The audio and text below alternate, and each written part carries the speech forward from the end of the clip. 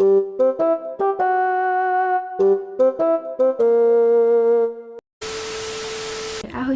ja vás vítam u môjho nového videa a dneska som si pre vás pripravila top 5 najstrašidelnejších miest na Slovensku. Snažila som sa vyberať také, ktoré mi prišli najviac také hororové, také, čo by mohli nahnať husiu kožu. Takže dnes vám o nich porozprávam. Dom duchov, Štiavnické bane. Je to dvojpodlažný dom, ktorý má cca 500 rokov.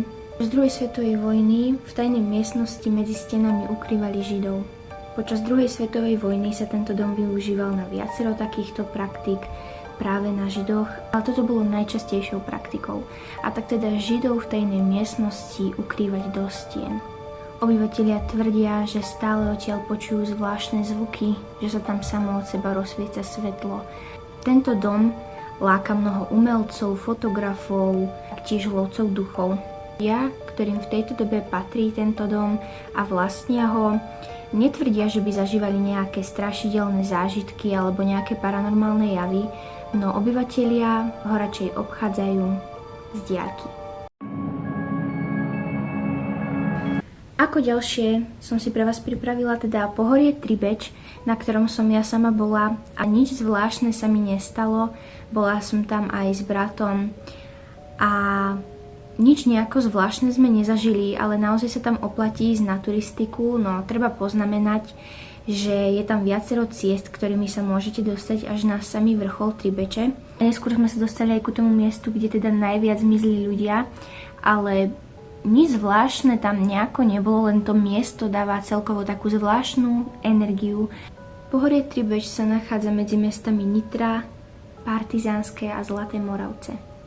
Od 19. storočia tam zmizlo a zahynulo cca 21 ľudí. Z najznámejších prípadov sa stal v roku 1939, kedy sa tam stratil Walter Fischer. V máji 1939 ho opäť našli bezvedomý s mnohopočetnými popáleninami.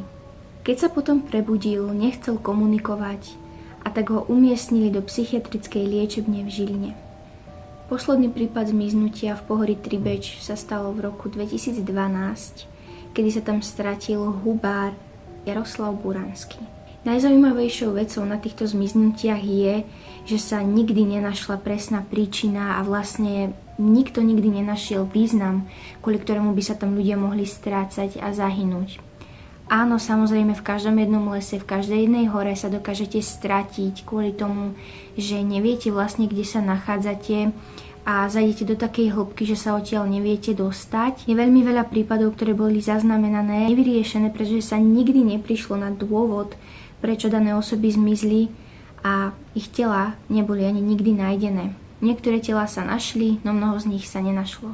Ako tretie miesto na Slovensku, ktoré sa taktiež zaraďuje do najstrašidelnejších a najviac paranormálnych, je tu psychiatrická liečebňa v Pezinku. Spočiatku mala táto budova slúžiť ako kúpeľ, no bola tam veľmi malá návštevnosť, tak sa z toho neskôr stala psychiatrická liečebňa. Presnejšie v roku 1924. Spočiatku to bolo zriadené teda najmä pre mužov, no neskôr sa to uplatnilo aj pre ženy a pre deti. V súčasnosti je táto budova zdevastovaná, zničená a opustená, no dýchá veľmi bohatou históriou a idú z nej zimomriavky. Štvrtým miestom tu mám Sklabinský hrad. Bol postavený v 13. storočí na mieste, kde bolo pôvodne drevené hradisko. Obcov Sklabinský podzámok v okrese Martin. O tomto hrade koluje veľa povestí a legend, no najznámejšie sú dve. Prvá, že počas búrok môžete zazrieť ducha mŕtvého rytiera bez tváre. Druhou legendou je, že pod zemou tohto hradu sa nachádza obrovský had. Hovorí sa, že pod zemou je kopec zásob a preto had žije dodnes. Hovorí sa, že v noci je počuť rinčanie reťazí, zbrane a mnoho všelijakých hlasov. Posledným miestom som si prichystala bývalú detskú liečebňu v Abrahame. V minulosti táto budova slúžila ako poľovnícky kaštieľ, no v dnešnej dobe je táto budova ako mnohou z iných už zdevastovaná a stále je veľkým lákadlom vandalov. Odvtedy, ako v roku 1993 táto budova vyhorela, už na nič iné nebola použitá, nebola zrekonštruovaná. Okolití obyvatelia hovoria o tom, ako odtiaľ stále vychádzajú náreky malých detí. Tak, a to bude všetko z dnešného videa. Ďakujem za to, že ste si ho pozreli.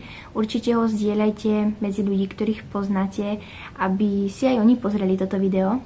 Určite nezabudnite na like a odber, ktorý mi veľmi pomôže, a môžete mi taktiež napísať aj akýkoľvek komentár, ktorý mi taktiež veľmi pomôže, pretože to pomáha algoritmu. A napíšem vám sem môj Instagram, kde mi môžete kľudne niekedy napísať, odpisujem na každú jednu správu. A do komentárov mi môžete napríklad napísať, či by ste chceli ďalšie takéto video. Kľudne môžem z toho spraviť sériu ako najstrašidelnejšie miesta na Slovensku. Alebo mi môžete napísať tip na nejaké akékoľvek iné video. A my sa vidíme pri ďalšom. Ahojte!